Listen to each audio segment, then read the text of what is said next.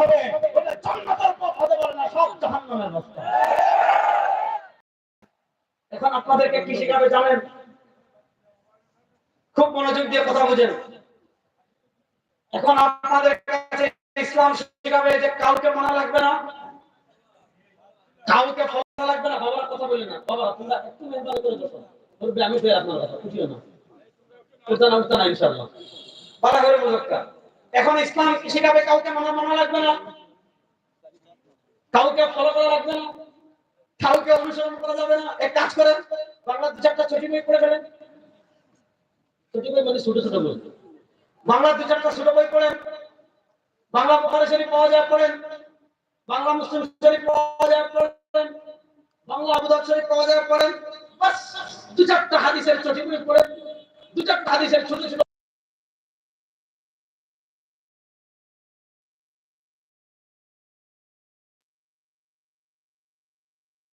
বানিয়ে দিচ্ছেন।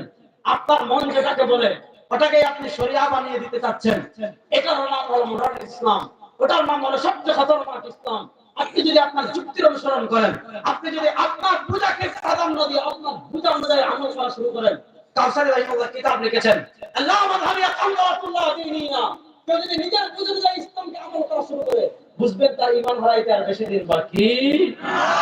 এবার ইসলাম 1400 বছরে কিভাবে আসছে আমি মনোযোগ দিয়ে বুঝাই। এই ইতিহাসটা বলে আমি শেষ করবো, একটু সবর করে বসবেন তো ইনশাআল্লাহ।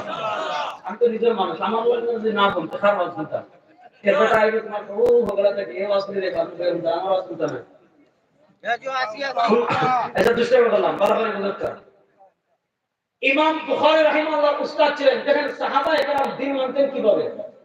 সাহাবায়ে কেরামের ইসলামের মতো আমরা ইসলাম মানতে চাই কি চাই না? আহলে সুন্নাহ ওয়াল জামাতের আকীদা সাহাবাগণ হক বাতিলের পার্থক্য